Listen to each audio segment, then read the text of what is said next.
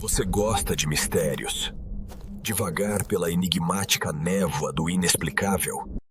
Ótimo! Eu sou Murk, e aqui você encontrará o que procurava. Bem-vindo aos meus domínios. Verdade se dissolve na névoa.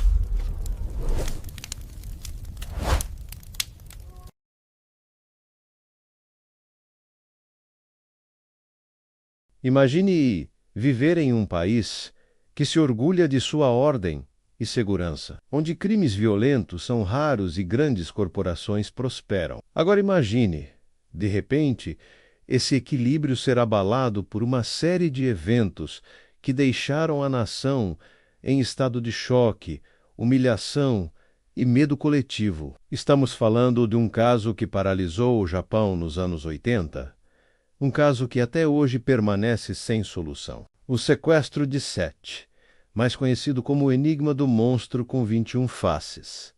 Mas será que esse grupo realmente existiu? Ou seria apenas uma mente sombria controlando todos os fios, brincando com o medo de milhões de pessoas? Fique comigo até o fim desta história, porque você vai ver como um mistério pode desafiar não apenas a polícia, mas toda uma sociedade. Tudo começou em 18 de março de 1984, em Nishinomiya, quando Katsuhisa Ezaki, presidente da gigante de alimentos Glico, foi sequestrado em sua própria casa. Homens mascarados invadiram sua residência, amarraram sua esposa e filha e levaram Ezaki em um carro.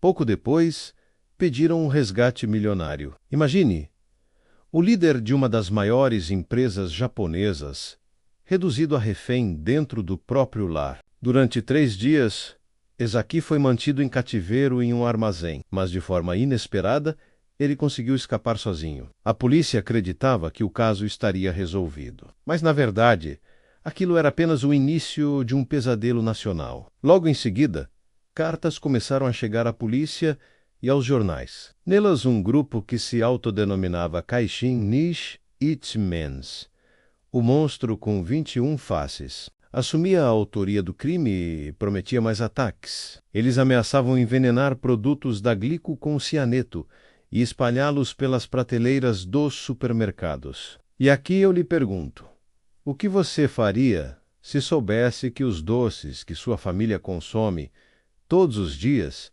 poderiam estar envenenados? O pânico foi imediato. Milhares de produtos foram retirados das prateleiras, milhões em prejuízo se acumularam. A imagem da Glico, antes associada à felicidade infantil, estava agora marcada pelo medo. E como se não bastasse monstro com 21 faces, não se contentou apenas em atacar a Glico.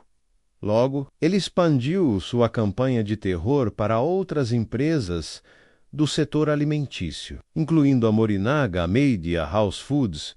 As cartas enviadas à imprensa eram escritas em tom debochado, humilhando a polícia e zombando de sua incompetência. "Vocês não conseguem me pegar", diziam. A cada nova mensagem, o grupo parecia mais confiante, como se estivesse sempre um passo à frente. E aqui está um detalhe que transforma esse caso em algo ainda mais perturbador. Em uma das filmagens de vigilância, um homem foi registrado enquanto observava de forma suspeita a entrega de dinheiro em uma operação policial. Ele usava óculos escuros e parecia mascar chiclete. Esse homem misterioso foi apelidado de o Homem de Rosto de Raposa, porque, segundo testemunhas, lembrava a máscara tradicional japonesa usada em festivais. Mas apesar das pistas, ele nunca foi identificado. Pense comigo. Seria esse homem o verdadeiro monstro com 21 faces? Ou apenas um mensageiro de uma organização maior e mais sombria?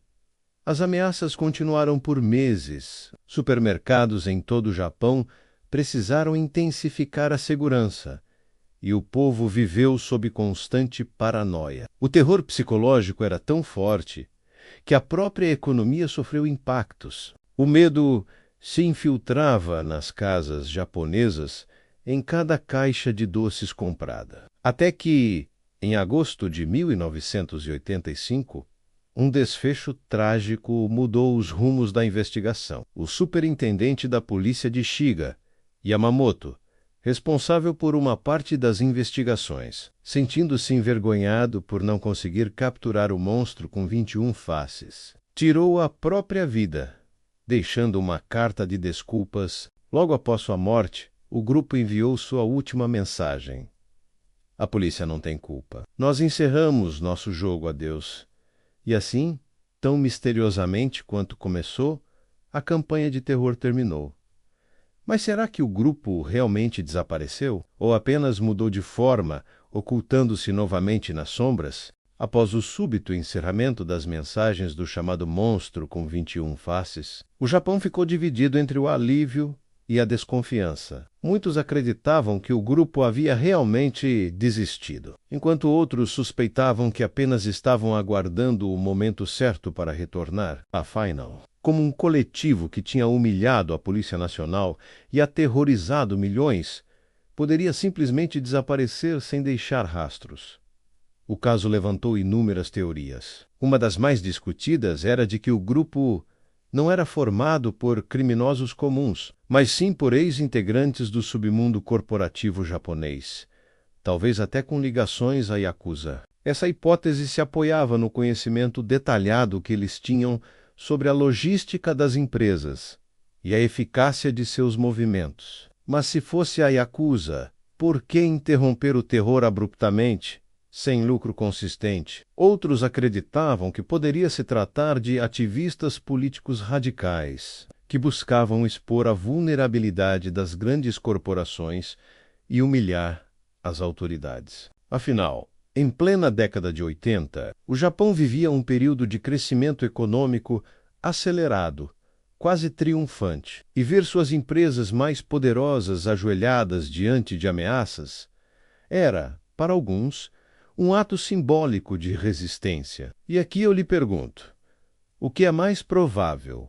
Um crime com motivação financeira, ou uma campanha de terror psicológico cuidadosamente planejada para manchar a imagem do Japão como um país invulnerável? Um detalhe curioso é que, apesar das ameaças e do medo, nenhum produto envenenado chegou de fato às mãos de consumidores. Muitas caixas foram encontradas com veneno adicionado.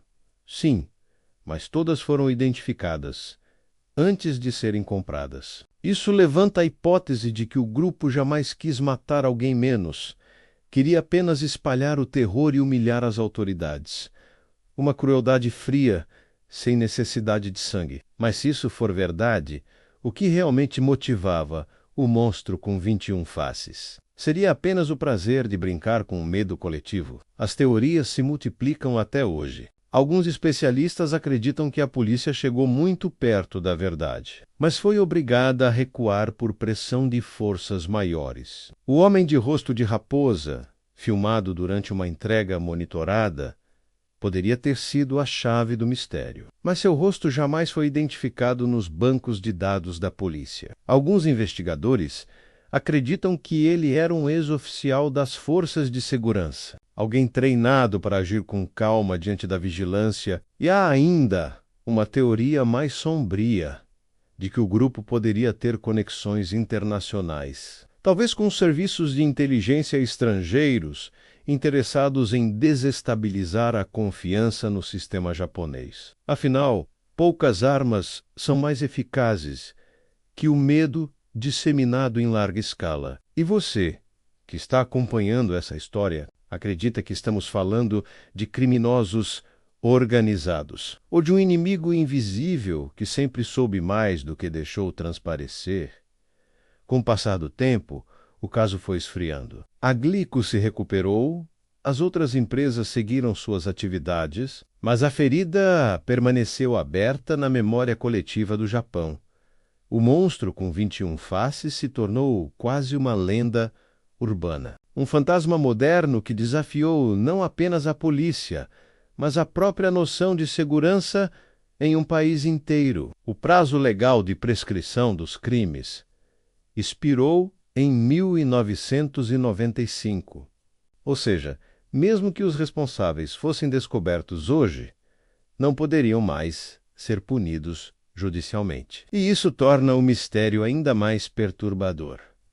Os culpados podem estar vivos, andando livremente, carregando consigo o segredo de como enganaram uma nação inteira. E agora eu lhe pergunto diretamente: será que o verdadeiro rosto do monstro com 21 faces algum dia será revelado? Ou será que esse enigma permanecerá eternamente oculto, como um lembrete sombrio de que até as sociedades mais seguras podem ser abaladas por uma sombra invisível? Talvez nunca saibamos. Mas uma coisa é certa: o caso Glico Morinaga não foi apenas um crime, foi uma ferida psicológica, um pesadelo coletivo e um dos maiores enigmas criminais do Japão moderno. Porque, no final, o terror mais profundo não foi o envenenamento dos doces. Foi a certeza de que alguém, em algum lugar, era capaz de manipular milhões apenas com palavras e promessas sombrias. E você acredita que o monstro com 21 faces ainda está lá fora, apenas observando? Você gostou deste mistério? E qual a sua teoria?